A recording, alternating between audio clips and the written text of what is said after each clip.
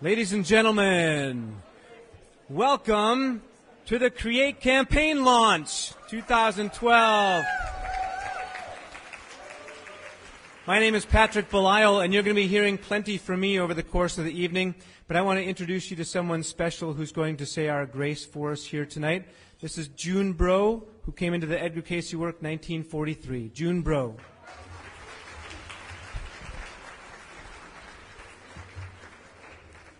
Well, a warm welcome to you all. And I just want to say something about what a wonderful event this is and what a wonderful program we've just been through. The conference has been just awesome. Yeah.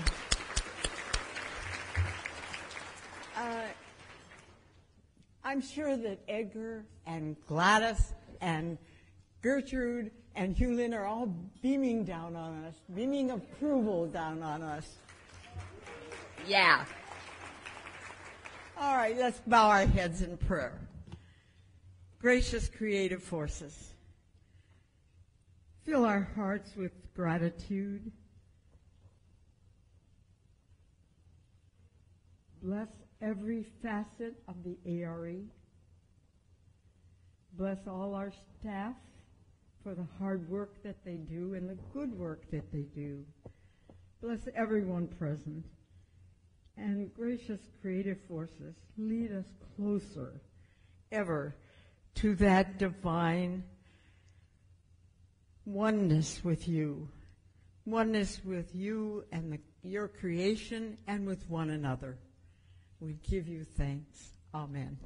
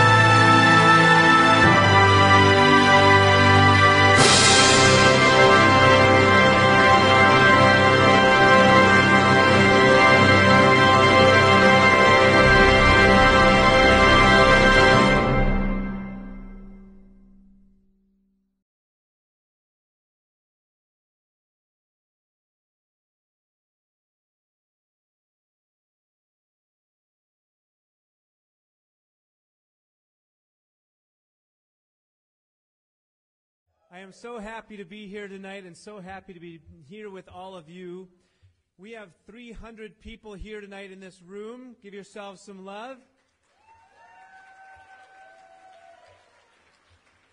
And we have hundreds, we have at least a couple hundred, and that was a few minutes ago, tuning in from around the world. And those couple hundred sites have multiple people at them, including in Texas. I know there's a group watching down there, study groups all around the country. So please give a round of applause for all the people joining us online, live streaming. I hear cries of "I love you" from the audience. We do love them, don't we?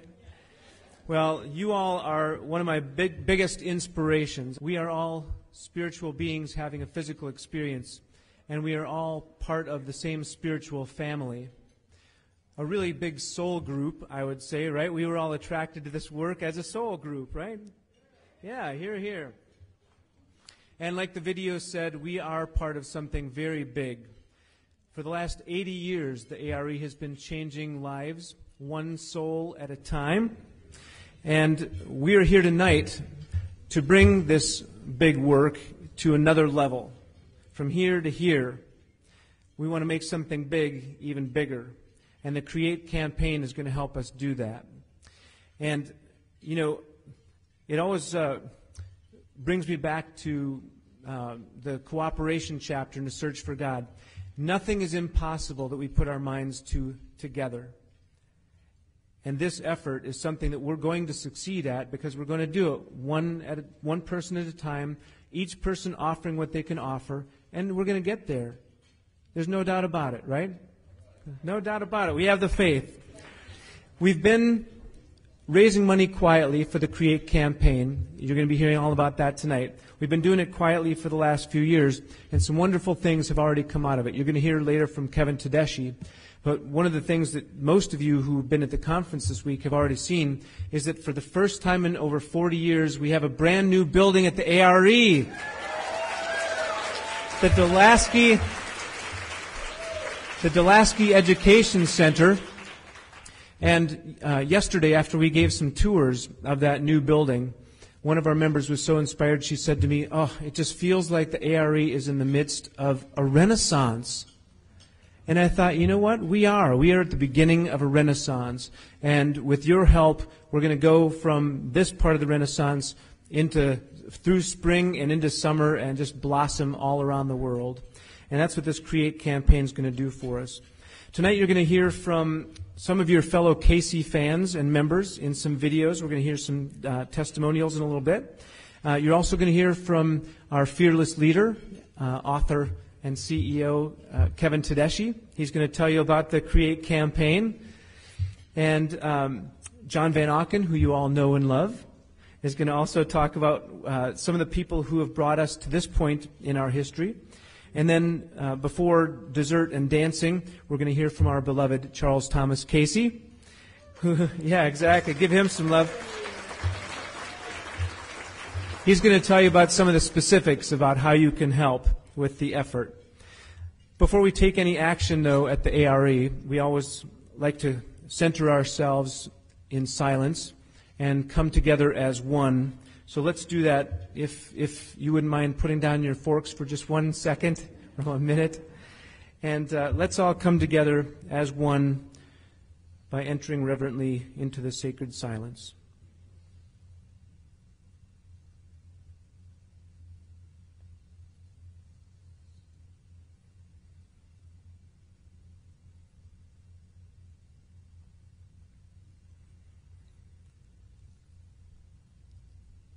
Loving Creator, God, we are grateful for all we have and all that you continue to give us. We are grateful for your gift of life and for the Cayce work, which helps us see this life as meaningful and purposeful. We are grateful to Edgar Cayce and to A.R.E. for protecting and preserving the transformative information in these readings and for bringing us all together as a spiritual family. We are grateful for all the ways this information has improved our lives and for calling us to be part of this inspiring, consciousness-raising movement. We come before you today as your willing servants, hoping to manifest more love in this world. Not our will, but yours be done in us and through us. Amen. And to that end, I'm going to ask Kevin to change the slide so we can all join together saying the Cayce Affirmation from the Cooperation chapter in A Search for God. Not my will, but thine, O Lord, be done in me and through me. Let me ever be a channel of blessings today, now, to those that I contact in every way. Let my going in, my coming out, be in accord with that thou would have me do. And as the call comes, here am I. Send me, use me. So powerful. And ladies and gentlemen, the call is coming. The call is coming tonight, right now. The A.R.E. is calling each one of you, each one of us, to act in cooperation to re-energize this work. We're going to give you a few ways to do that tonight, and it's not just about money. Any of you who have known me know that I always talk about financial energy as just another form of energy. We have intellectual energy, we have physical energy, we have financial energy. This C.R.E.A.T.E campaign, this re-energizing of the work, needs all of those forms of energy. So again, if we each provide what we can provide, we're going to reach all the goals of this C.R.E.A.T.E campaign. But this is your call to action tonight. So please be heeding the message. Now, each of you has a story about how you came into the work. Have you all been sharing those stories tonight? How you all came into the Edgar Cayce work and what it's meant to you? Before you hear from Kevin Tedeschi, I want to show you a video of some of your fellow A.R.E members and hear their stories. And I know, again, it's reflective of your stories, but they're so powerful, I wanted to start there and connect us as a group. So, Kevin will run that video, and you might know some of these folks. Enjoy.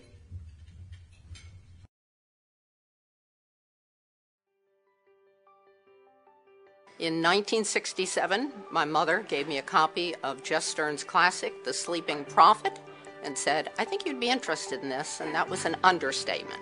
I was totally fascinated and have been interested and involved in the Cayce work since then. I first discovered the Edgar Cayce readings when I was in my early 20s. I was in college. I had just been diagnosed with a rather serious condition, and I was feeling very hopeless.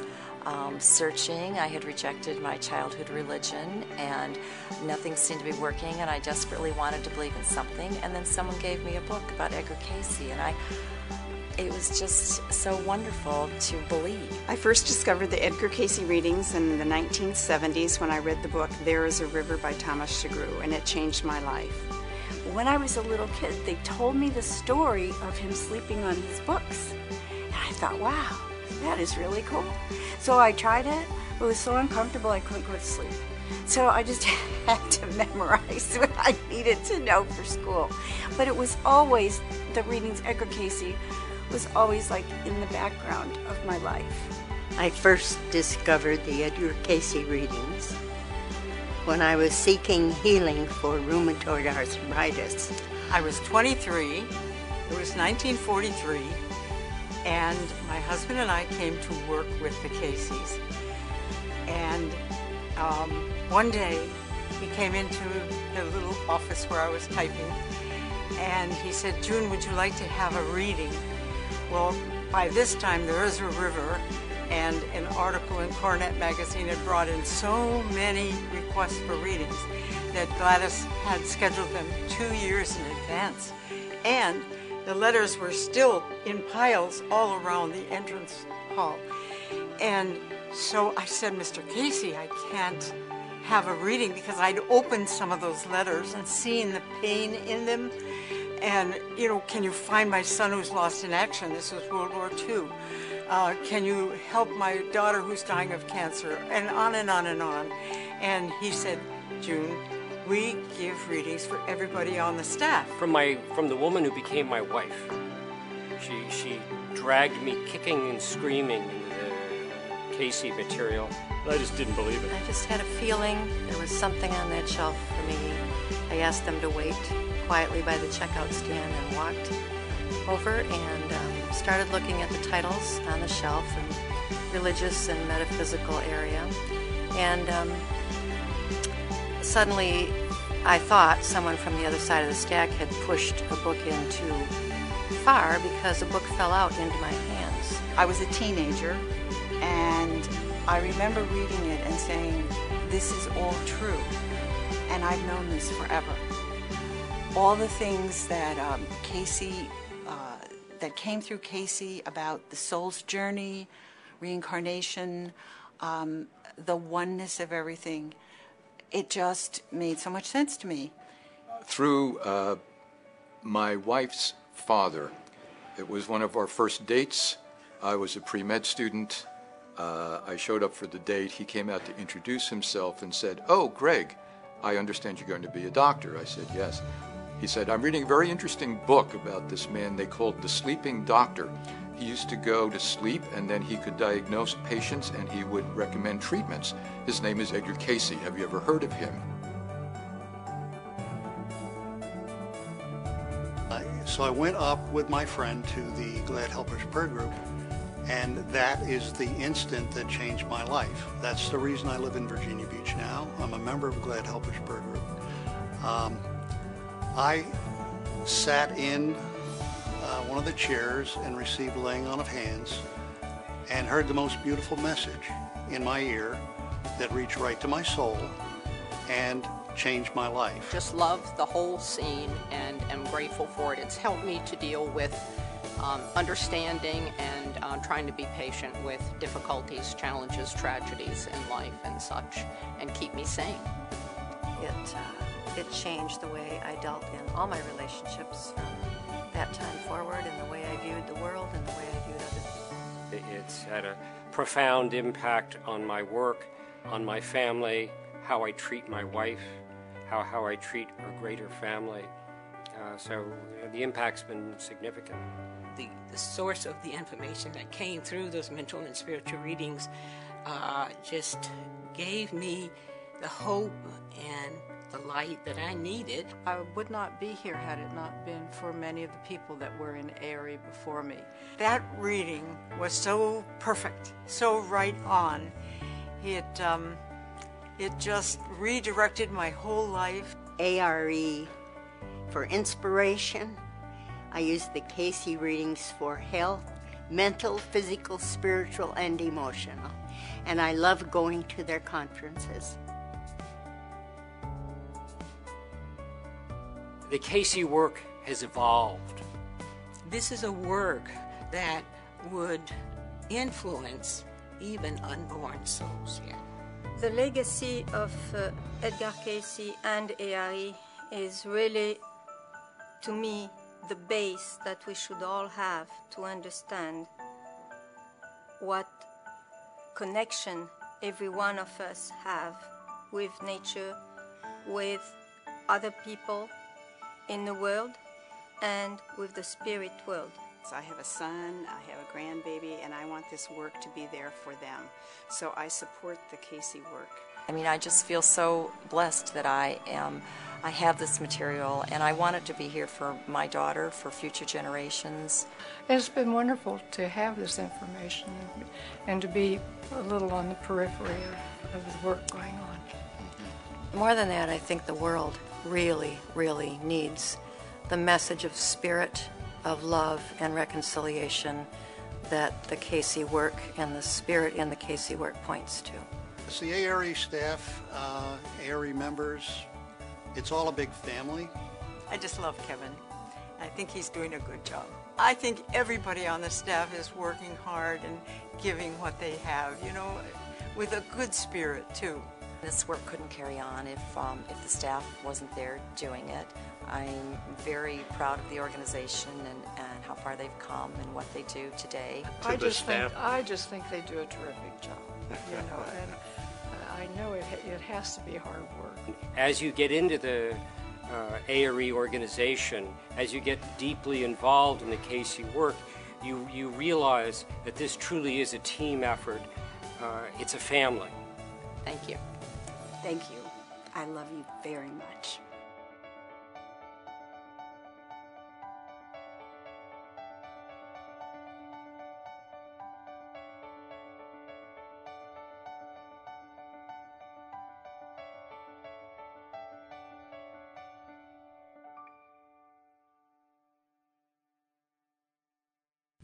For those who don't know, my name is Kevin Tedeschi. Thank you. Thank you. This is my 38th anniversary in terms of being involved with this great work. It's also my 30th anniversary on staff, and this year will mark my 6th year as CEO. And I tell the staff that this work continues to be the strongest motivational influence in my life. And all of you being a part of this work is constantly inspiring. So thank you for being here.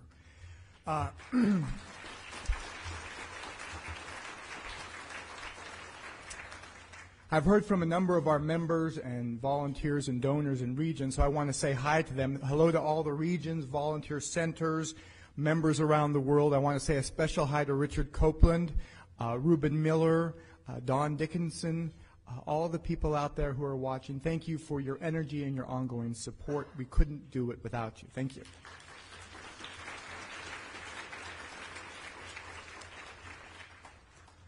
For those who know me well, they know that in addition to my love for A.R.E., I'm also a Disney enthusiast. Like my friend Ron Billick over at John's table, and Ron has been extremely helpful behind the scenes with all of our buildings and grounds over the last few years, so thank you so much, Ron. But I'm a Disney enthusiast, and on my wall in my office, my wife gave me a picture a number of years ago, which is here.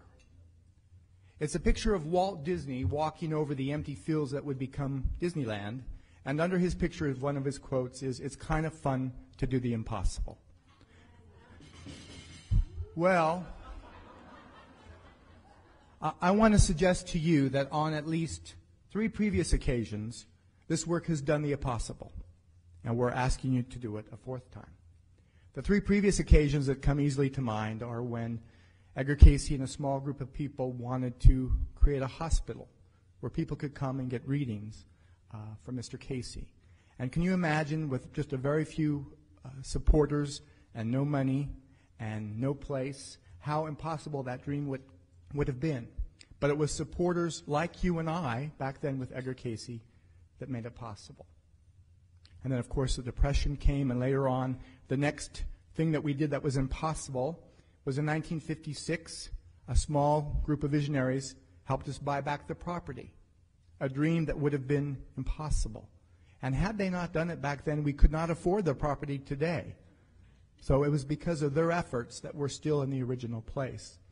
It was also an impossible dream to build the Library Conference Center back in 1974. And once again, we're at a period where I believe those who come after will look back on this time and say, you know what? That group of visionaries, that band of enthusiasts, those people, they did the impossible. A number of years ago, we worked with all of our constituencies, our board, our staff, our volunteers, at conferences, at retreats, ongoing meetings, where we created a strategic plan for the vision of this work. We asked questions like, what do we do best? What really inspires you? Why did you commit your life to this work? And from those responses and from the things that we do, we create a strategic plan that we've been working with. Just briefly, that plan encompasses things like personal transformation, education, training, and research, global availability and outreach, and health, the things that we do really well. In addition to that, organizational development. We need the infrastructure, the staffing, the technology, which you're seeing shown tonight, and also creating community. I often tell the staff that, in my opinion, 2 things that we constantly do well are education, which the reading said actually was one of our main purposes, education, and creating community. We have all kinds of community. We have the community of a study group. We have the community that happens on an A.R.E. tour. We have the community of being a part of Atlantic University, or A.R.E. camp, or being on the board, or being with like people of like mind, things that we do really, really well. And as we were doing this strategic plan, interviewing the staff and the board and everyone, we decided if we really wanted to move this work into the 21st century, what would it take? What would it take programmatically? What would it take in terms of our buildings? What would it take in terms of an endowment? For those who don't know, an endowment is money that's in the bank, and we just use the interest to underwrite programs. What would it take? So this is what it would take. This is the impossible dream I'm about to show you, so I hope everyone's sitting. This is what we decided it would take. $30 million. $30 million.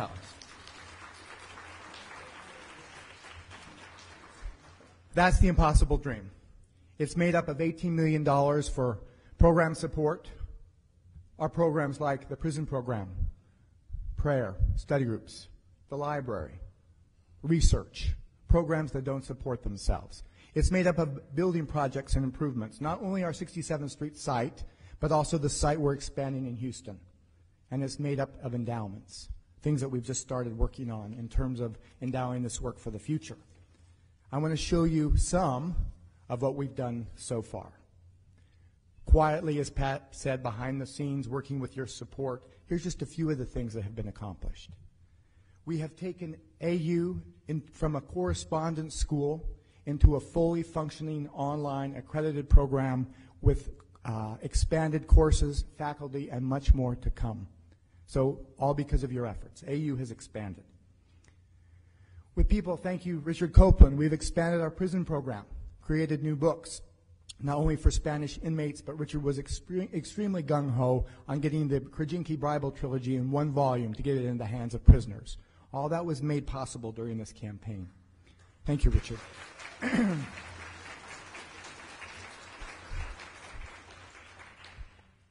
We've come up with new ways to get the life-transformative materials of things like the Search for God material out there to the public. We've also created a virtual digital A.R.E. over the years. We basically have a digital equivalent of everything we do, including an online library. We have Edgar Cayce TV on YouTube. More people have watched one of our programs on YouTube than have come to an A.R.E. conference in our 80-year history. More than 3 million people.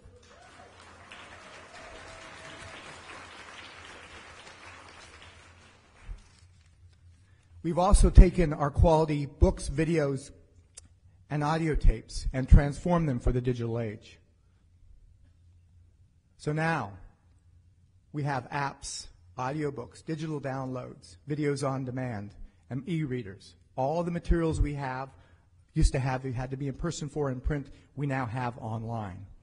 In addition to all that, years ago, when we started this project, I interviewed with Joan Grasser, who's here tonight. Joan and I interviewed every single staff person at A.R.E. and asked them, for the future of your program, what does this site need to look like? And working with contractors and site planners, we came up with a master plan for the 67th Street site. Originally, when we got this master plan and started showing it around, we were told over and over again, it's impossible. You'll never get permission of the city. We live in a residential district, and on previous occasions, we've been turned down for getting any kind of expansion. You'll never get permission from the North Virginia Beach Civic League. You'll never get enough money. The plan includes such things as the education center, renovations throughout the site, an elevator in Edgar Cayce's hospital, and the Casey Miller Cafe, which will soon be a dream. That was the plan, the impossible plan. Let me just give you a glimpse of what's happened so far.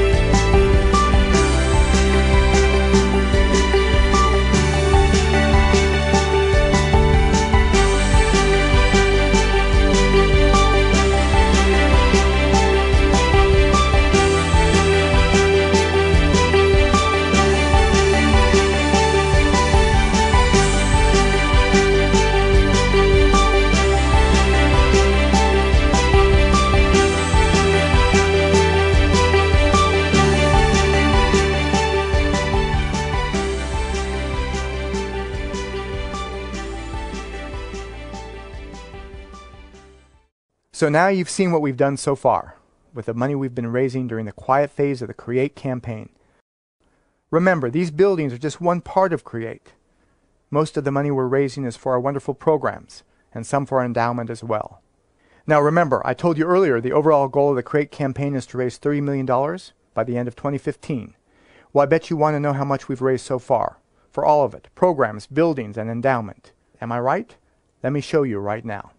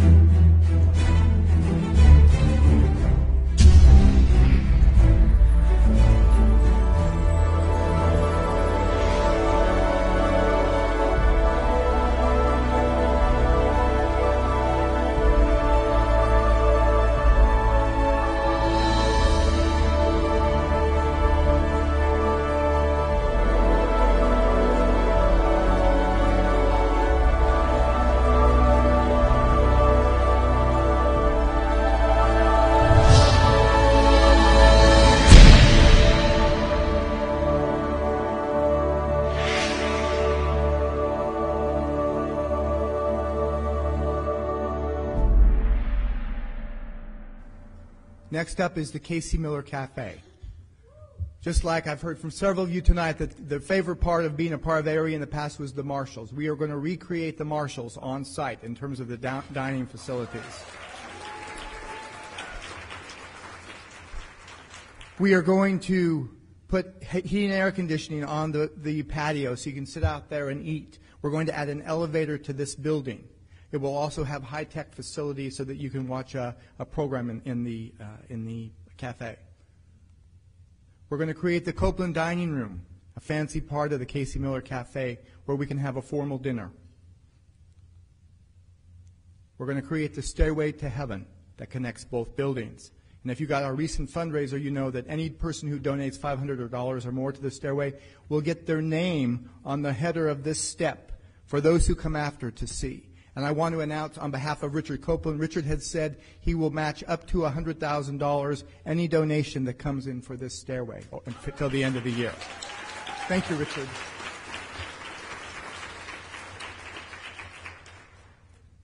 We need to expand our facility in Houston. Pat and I were just in Houston. We're going to create a spa just like we have here in Virginia Beach, and eventually we plan to launch a branch of the Cayce-Riley School of Massotherapy, expanding a conference center and bookstore. We know you're watching us in Houston. Thanks.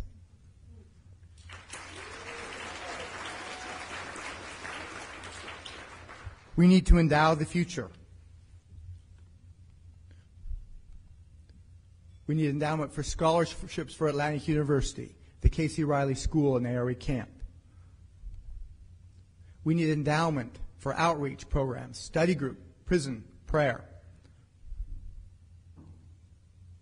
We need to underwrite our programs like A.R.E. Camp, Youth Outreach, and Patty Camp. We apparently need to plug in another power source.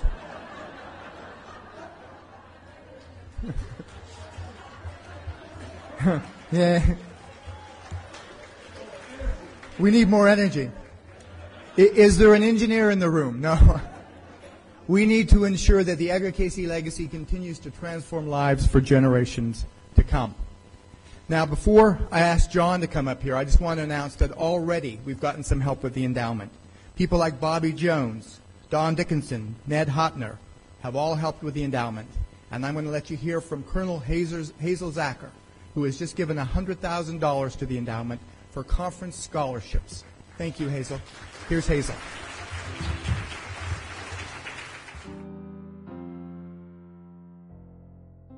I was born and raised on an Iowa farm. I went to a one-room schoolhouse for the first 8 grades, and I was the only student in my grade for all 8 grades. And then I went to Jefferson High School. I was valedictorian. I went on to college, Bachelor of Arts in Education, and a Bachelor of Science in Nursing.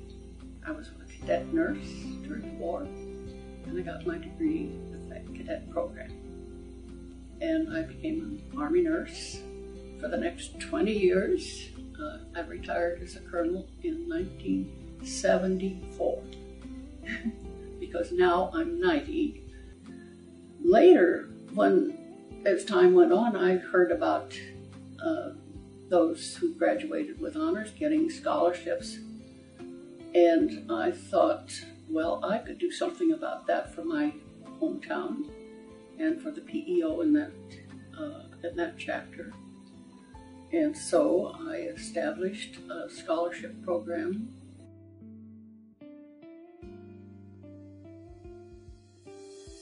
And then I, by chance, I read There Is a River. And it had many questions, but it also answered many questions. And so I started reading all the books about Edgar Cayce I could find. And in the mid-70s, I went to the A.R.E. headquarters for a conference or two. And since that time, Edgar Cayce and his teachings and readings have been a central part of my life. The Edgar Cayce readings helped me when my husband had Alzheimer's. It gave a sense of purpose in it, perhaps. It was still extremely difficult, but I never had this why me attitude. It was always a matter of, it was my responsibility to work it out, whatever the meaning. But I always had the strength it offered me. It's also given me a new perspective that, yes, that's my real home. So I'll be going home, and I'll be meeting my friends. At this point, I have a lot of friends on the other side. A lot have gone on, so I'll look forward to seeing them again.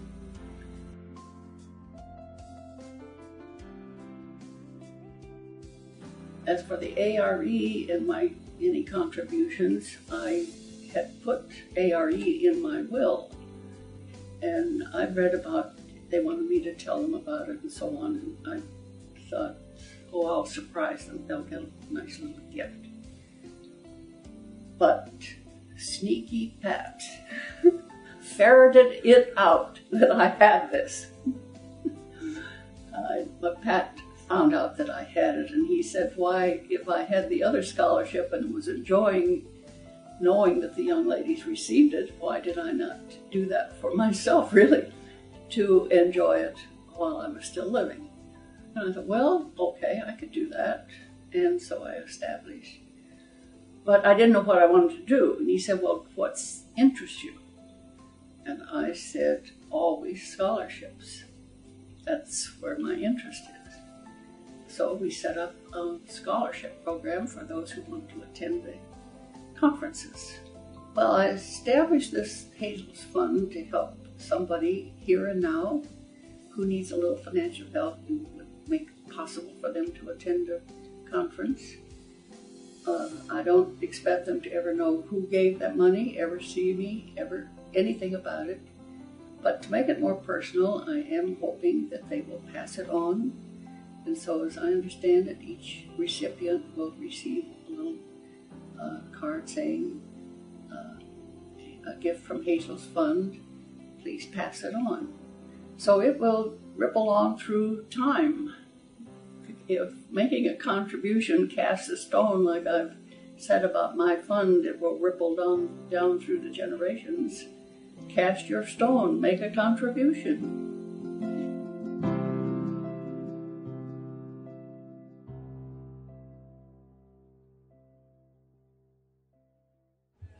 All right, I'm John Van Auken, and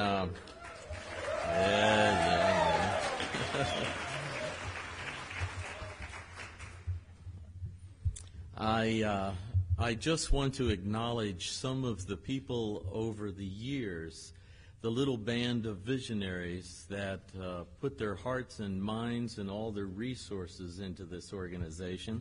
Of course, we have to start with Edgar and Gertrude and Gladys and Hugh Lynn Cayce, and Edgar Evans Cayce, who is here tonight.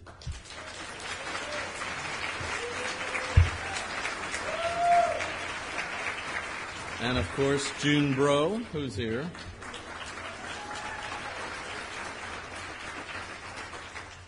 It wouldn't be right if I skipped over Morton Edwin Blumenthal. That's right.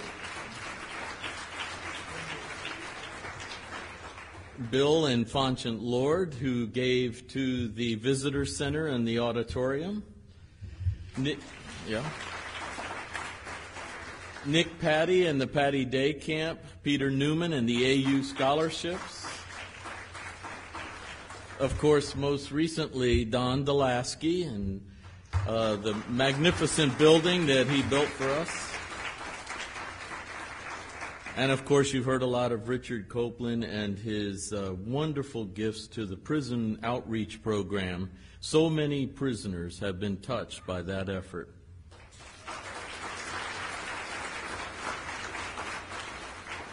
And he is one who is always giving matching gifts. He likes to do that to stir up things.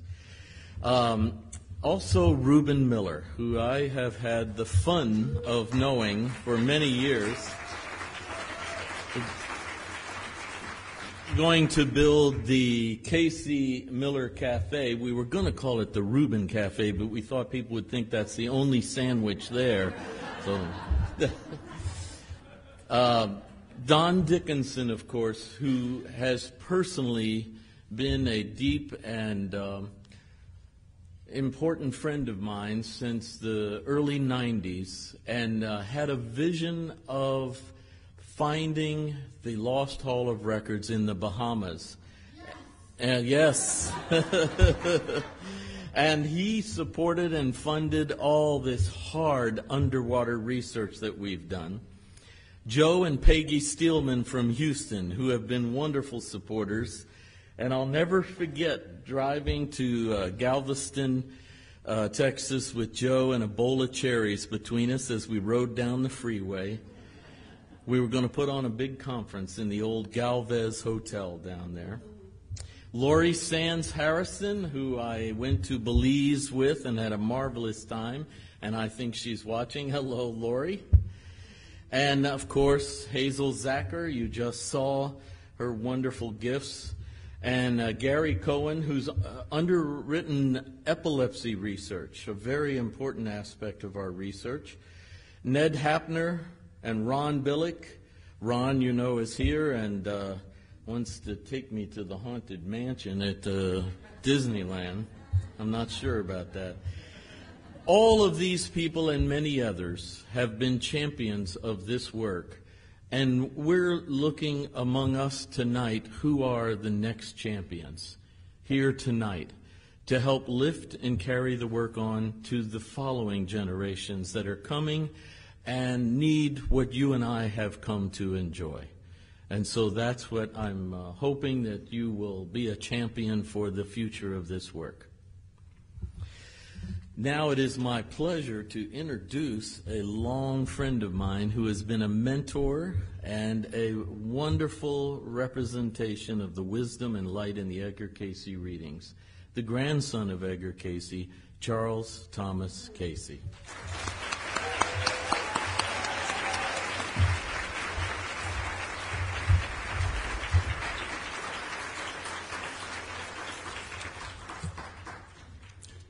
Well, good evening, folks. You know, the executive producer of this lovely evening, we have already met, Pat Belisle, with lots of helpers. But you know, Pat gave a few of us an agenda some time ago, and it was minute by minute. He is a tough taskmaster, you know. 8:01, the music begins. 8:03, this. 8:07, this happens. 8:11, this happens.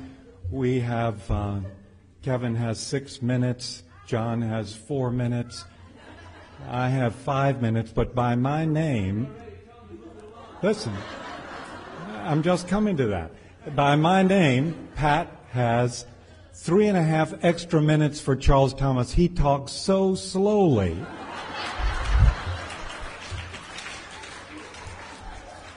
I'm going to be brief. I really am. I'm going to talk about money. Most of us have had our lives touched in a significant way by this material. I'd like you to just push back mentally for a moment and think about how this work has touched your life. What has been an important concept from the readings? What has been an important experience related to this work in your life? You know, as you ponder for a moment, let me say that I heard my father, Hugh Lynn, ask that question a number of times. What has been most important for you from the readings? And I heard him say two different things on different occasions. He said sometimes it was a broader, deeper understanding of the Bible, and especially the life and teachings of Jesus. On other occasions, he said the most important thing for him was an introduction to meditation and the role that that discipline played in his life. So I think for some of you, for some of us, maybe it's either or both of those. But it may also be an experience, maybe meeting a special person or a group of people who have become close friends or have become a spouse. I met my wife at an A.R.E. program. John met his wife at an A.R.E. program. Kevin met his wife at an A.R.E. program. And some of you here met your spouse at an A.R.E. program. A.R.E. dating service.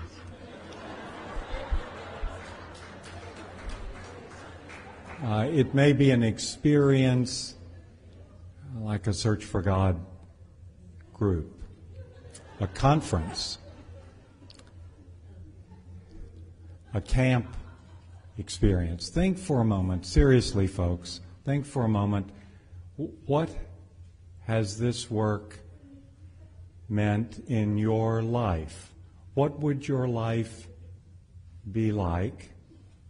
What would it have been like without your contact with perhaps first the story of Edgar Cayce and then content, perhaps in the Cayce readings?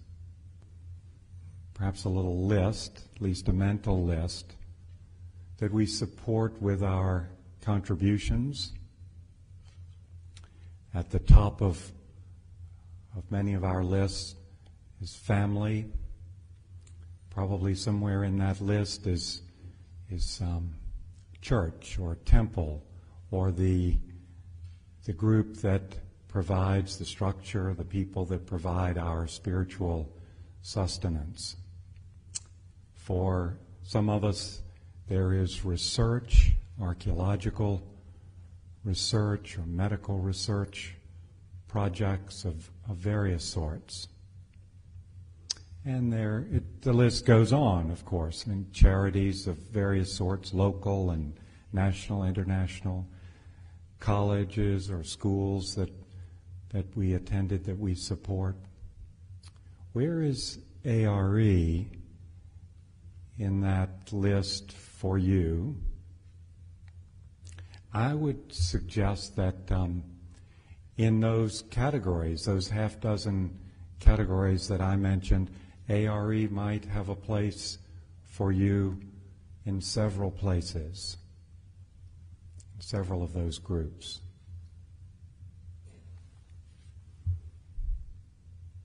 Now let me pause again for just a moment as you reflect on what this life, what this work has meant in your life.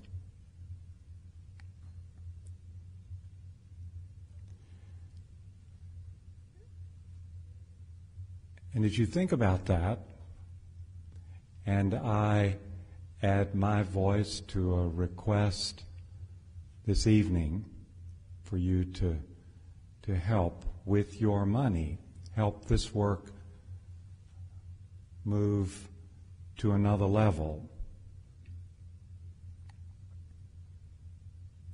You may say silently to yourself, well, I'm already doing that. A.R.E. is on my list. I'm giving an annual contribution. And let me say quickly that part of this comprehensive campaign includes these annual contributions over the next few years. And we couldn't go from year to year without those annual contributions. And you might say also, well, I've also given to the capital campaign. I've helped with this new building. And let me say quickly that part of this comprehensive campaign includes not only the annual giving that's a part of virtually all of our contributions each year. It includes the capital campaign, and then it includes, we hope, we're asking another step, a lift beyond those two to this next level. You might say, well, does it really make a difference? You know, there's someone here who just a few years ago talked about what Search for God study groups had meant in his life and worked out a way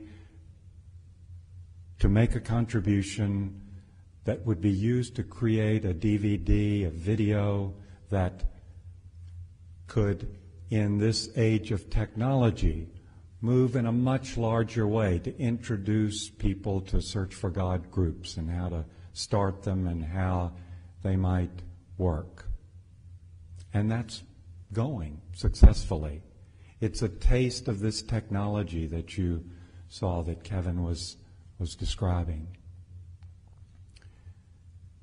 Almost 40 years ago, someone made a contribution that became a partial scholarship contribution through the A.R.E. that became a partial scholarship for a young man who was interested in the Cayce readings and who was studying osteopathy. That young man is now much older.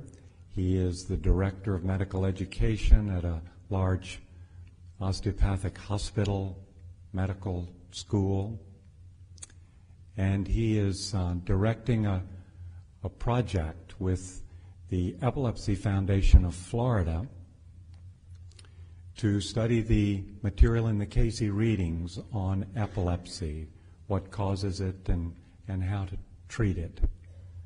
That would not be going on without that initial small contribution almost 40 years ago. It is a leaven, in a way, folks, the contribution that we can make that will build, as you see on the screen here, and become a much larger force in the world. I would like you to look with me for a few minutes now, if we could, a more complex endowment of some sort, or you just have questions. There's a place to ask Pat or Kevin or myself or John or someone to talk with you further about this whole process.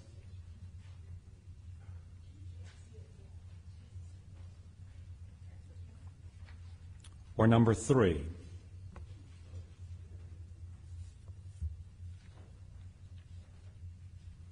Now, folks, if you're at home on your computer watching this, Pat says there's a place on the side of your computer.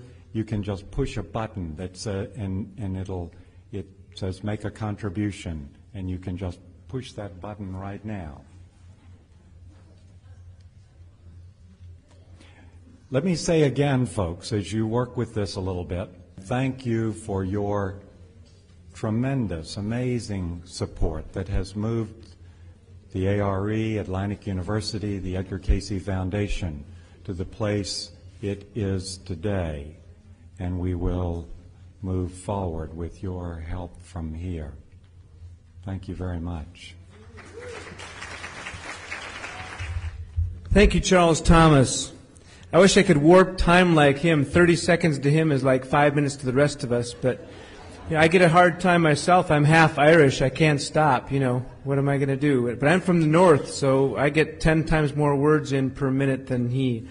But nowhere near the substance. I just love Charles Thomas, and I know you do too. Happy birthday to you tomorrow, sir. It's Charles Thomas's birthday tomorrow. It'd be a nice birthday present to make a nice little pledge there, I think. And actually, his asking you for money reminded me about a priest that Sidney Kirkpatrick told me about. He said to his congregation one day, he said, "I have good news and bad news, everybody." He said, "The good news is that we have raised enough money to make our campaign goal. The bad news is that it's still in your pockets." So, thank you, Sidney Kirkpatrick, for that little joke. As I mentioned before, money is just one part of the C.R.E.A.T.E campaign. It's a very important part because we have to build buildings, and the contractors don't take karma or prayers as an exchange. As much as we try, we need to raise the money to pay them for their work. But really, giving gives joy. I've really come to believe this and understand it, and I've seen it in so many of you and Hazel Zacher. It really gives joy to give to an organization you care about and people you care about. In fact, I really seriously just read a study that showed that there are chemicals in our bodies released into our brain that give us pleasure at the same level as eating good food or having sex. So I think if people knew about that, I'd be a very popular guy. People would be giving us a lot of money because it feels really good to give. And I think of it as a biblical prescription, actually. Ask and you shall receive, right? So look at it any which way you like. As Charles Thomas said, though, seriously, this work is hugely important to the world. He mentioned it's like the leaven. The readings talk about the fact that us being out there one person at a time really raise the consciousness of the world one person at a time. And the C.R.E.A.T.E campaign is really your opportunity to change the world. This is it. The time is now. Mind really is the builder, and physical really is the result. This is the time we get to put this into practice. Charles Thomas mentioned this is above and beyond the annual giving. This is gifts that will help us take the huge leap forward. Annual giving help us maintain operations, but these gifts really will help us bring us to the next level. I don't know that we really mention this very much, but on your pledge forms you'll see we're talking about a multi-year pledge possibility. This campaign goes for the next 3 years through the end of 2015 that we have to raise the rest of this money. So really consider giving more than you're thinking just in annual giving, maybe even digging into... Somebody said, do I have to dig deep? I said, yes. Consider giving houses and stock and assets. Dig deep. No, but do what? Yes, I do. Do I want a farm in Gainesville? The A.R.E. actually has been gifted property in Florida and Arizona and Missouri and Colorado, many places. So yes, any which way it comes to us, it's all energy, people. We're putting it to good use. We're spreading love in the world. Talk to us. If you have a passion for getting this work out there into the world and growing it, please do it. We're here for you, giving you that opportunity. Before we end the evening, this part of the evening, and let you celebrate with dessert and dancing, I want to just give you 3 additional ways that you can help this work expand. And these ideas cost you almost nothing. I want to make sure we're clear about that, especially for all of you watching on the internet and here too. Reuben Miller has been mentioned here tonight. You can be like Reuben Miller and become an Edgar Cayce ambassador, as he calls himself. Anytime that Reuben goes on a trip, he calls the A.R.E. and orders a case of There Is a River. And anybody that's open to the Cayce material, he gives them a book. You can be that very first contact with the Edgar Cayce material and open that world up for people. It costs you the cost of a book. That's all it takes. So be an Edgar Cayce ambassador to the world. Number 2, recruit 1 new member into the A.R.E. How many of you are in a study group? Raise your hand. A lot of you. How many of you know that every member of your study group is a member of the A.R.E.? Not everybody. Okay, good. Some of you are. A lot of you are not yet members of the A.R.E. Life members, give a gift membership to somebody that you know is interested. If every member of the A.R.E. recruited just 1 more member, we would double overnight. Think about that. It doesn't take money. It just takes your energy and your investment, your mental, physical investment. Reach out, be expansive, be welcoming. It's going to spread. Number 3, the other thing we're hoping you commit to, and hopefully you saw this on your pledge form, especially, again, members who have been members for decades now, or life members, we really want you to consider pledging to put the A.R.E. in your will or estate plans at some level. Make us beneficiaries of your retirement account. It costs you nothing. Even make us put us in there as a percentage. Name us as a beneficiary on a life insurance policy. And then tell us when it's done, because we want to make you part of the Edgar Cayce Legacy Society. We give you lots of love and attention, throw parties, give you lots of good stuff. So join the Edgar Cayce Legacy Society. There's somebody right there, new member. He wants the new stuff, the good parties. So there's a box on your pledge form as well that you will commit by the end of the campaign to adding the A.R.E. to your estate plan. Please leave your pledge forms at your table with your table host, or there's a drop box over by the door on your way out. Please do that. And again, people at home, there's a little button on your screen that says Pledge Now. Please pledge now and add your energy to the campaign. As the readings tell us, and as my friend Joni Gumina told me the other day, we're all just temporary stewards of what God has granted us in this lifetime. So let's put it to good use and create the future of the Cayce work together. Thank you all for coming out tonight. Thank you for joining us online. We'll put this program online at edgarcayce.org/launch and /create. So edgarcayce.org/create for future viewing. So check it out there. Now, let's enjoy some dessert and some dancing. God bless you all. God bless you all. My soul family. Good night from Virginia Beach, Virginia. Thank you all very much for coming out. Bless you.